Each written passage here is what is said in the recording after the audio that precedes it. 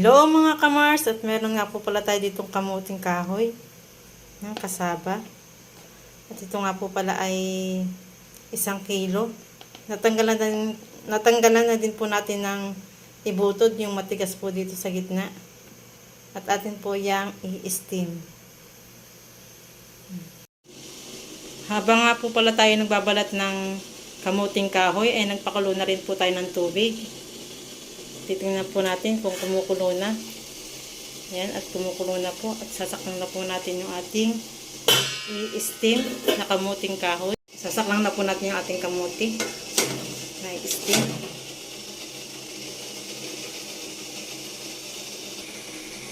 Hatakan po natin. At intayin lang po natin itong maluto. After 20 o 30 minutes ay luto na po ito. Yan, update po sa ating in-steam na kamuting kahoy o kasaba. Tingnan na po natin kung luto na. Yan. At after 30 minutes ay luto na po siya. Aahonin na po natin mga kamars at atin na pong imamash. Yan. Magsisimula na po tayong mag-mash ng ating kamuting kahoy. Mga kamars, ayan. Simulan na po natin.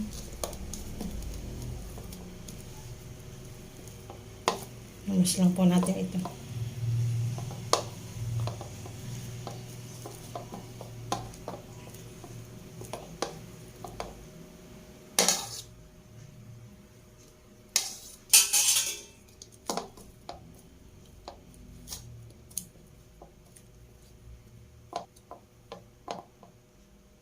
Mga kamars, at tapos na po nating i-mash at lalagyan na po natin ng ingredients ng ating kamuti.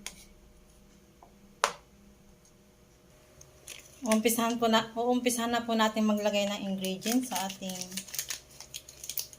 kamuti o kasaba. Yan, lalagyan natin ng powder, 1 sachet na Bear Brand, 1/4 na asukal. Nga po palang ating kamuti ay 1 kilo. Maglalagay po tayo ng gloves. Tapos naman po natin ilagay yung ingredients ay atin na pong imimix. Gamit po ay ating kamay para ma-mix po ng ayos.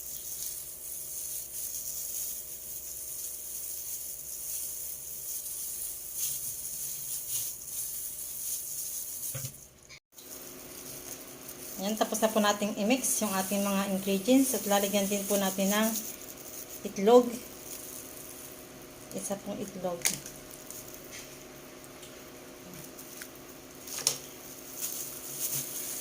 I-mix ulit po natin mga kamars ang ating kasaba. Ang gagawin nga po pala natin dito ay kasaba cheese roll. Ang ating gagawin dito. I-mix lang po natin itlog natin inilagay.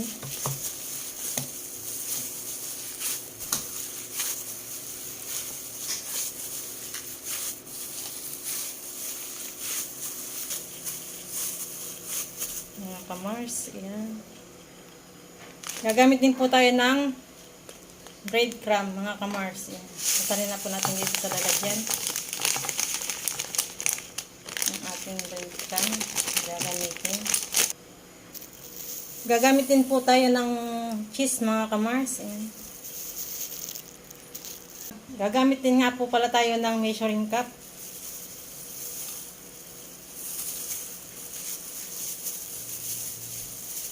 One-fourth po yung ating gagamitin na measuring cup. Mga kamars. Magsisimula na po tayo.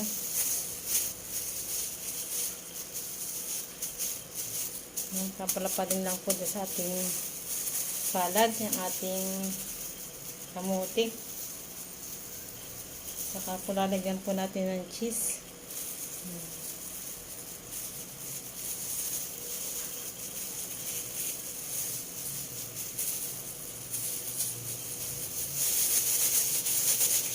Saka po ating iro-roll.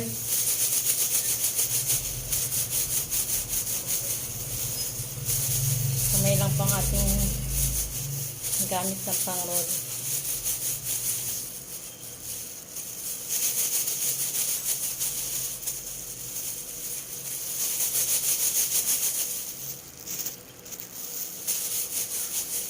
Pagkatapos nating i-roll ay ating pong papagulungin dito sa breadcrumb mga kamars. Kung papagulungin dyan.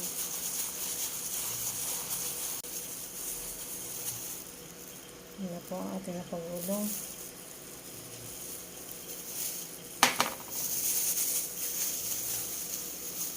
Hanggang sa matapos ay ganun lang po ang ating gagawain. Gagamit nga po pala tayo ng pang measuring. Yan. Ng cups. Gagamit tayo ng cups para pare-parehas po ang laki. Pag magbibinta po kayo, ang gagamitan po ng ganito. Papalapadin lang po sa palad. Cheese. Saka po ating tutupi. Saka po ating i-roll na ganyan. Ganyan lang po. Paulit-ulit lang po ganyan. Ating gagawin hanggang sa matapos. Mga kamars. Ito nga po pala sa mga panonood nyo dyan. Pag-like and subscribe sa aking channel. Maraming salamat sa mga support nyo sa aking mga vlog.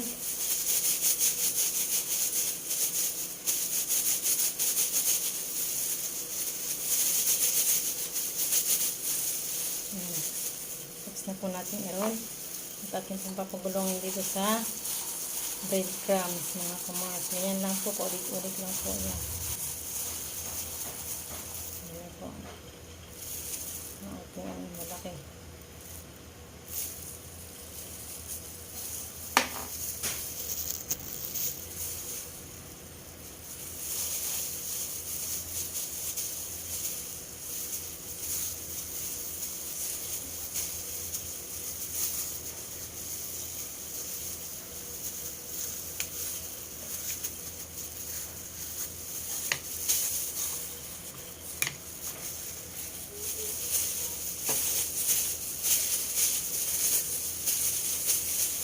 Ayan, imamassage po natin ng kaunti. Saka po natin papalapadin ulit.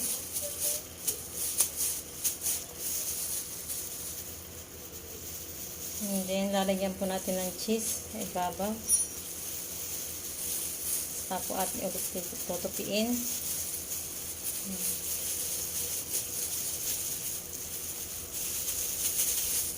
Saka po natin i-roll sa ating kamay. Ganyan lang po. Para po sinilaki, gagamit po kayo ng measuring cup at po pantinda.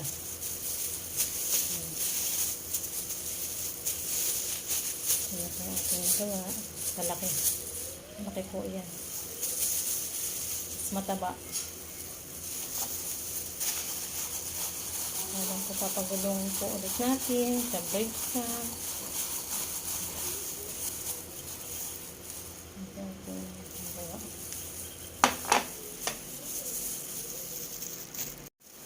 Tapos na po tayong mag-roll mga kamars ng ating kamuting kahoy. At ito pong iba ay hindi ko pa po nilalagyan ng breadcrumbs. Ito po natira pa po. Kasaba cheese roll po ang tawag dito. Ano po yung ating nagawa.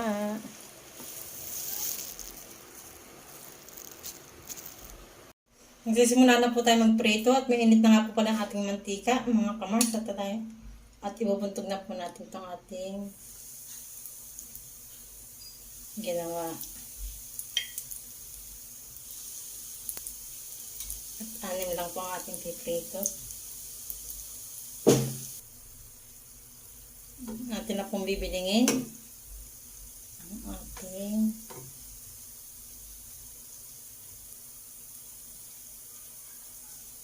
kasaba cheese roll.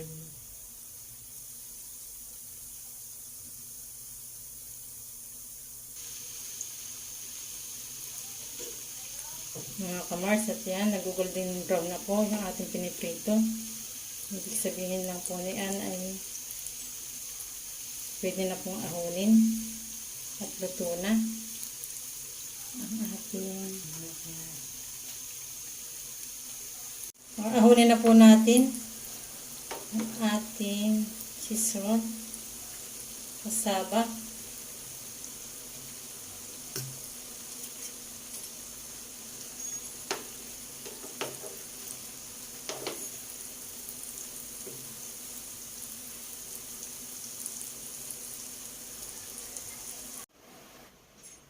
Yan, at luto na po ang ating cheese roll. Ang ating kasaba cheese roll po. Ayan. Wow. Cheese kadami.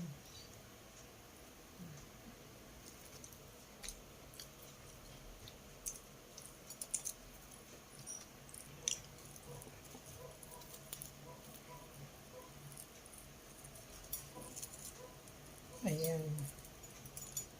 Talaga naman po. May cheese. Ito nga po palang iba ay aking i-oven. Kung ayaw po ng ibang walang mantika, ay pwede rin pong i-oven ito. Kaya natapagulungin na po natin sa breadcrumb.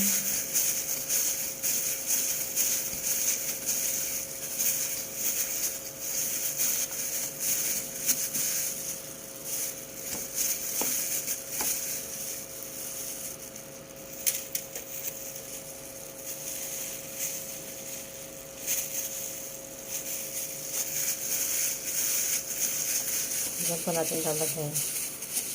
Ilalagay na po natin sa oven. Ito yung lalagyan natin. Kung ayaw po talaga ng may mantika, ay pwede din po naman i-oven ito.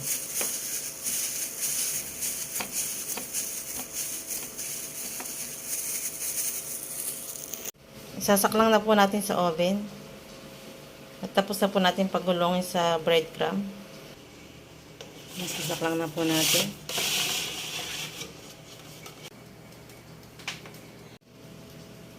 At nakasaklang na po yung ating kasaba cheese roll. Update ko na lang po kayo mamaya.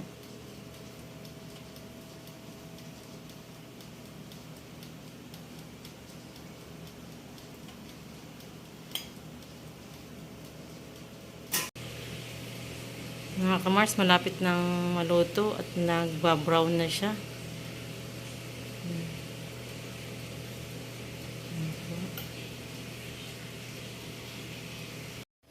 Aahonin na po natin at luto na.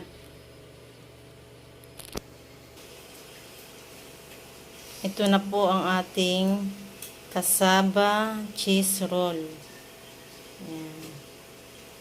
Maganda po yung kinalabasan. Maganda po yung ating kinalabasan, mga kamars, ng ating kasaba cheese roll. Ayan. Ayan.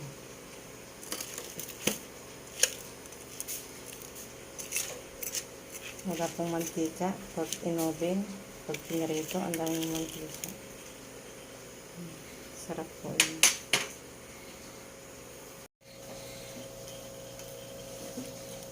Babakit po natin yung isa.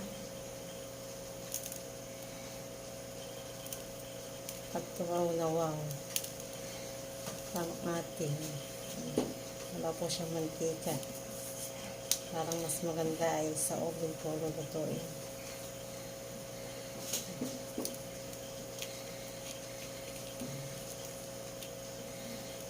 Sa oven lulutuin, mga kamars. Mas maganda po sa oven lutuin para walang mantika. Masarap. Masarap, mga kamars. Try nyo na pong lutuin ito.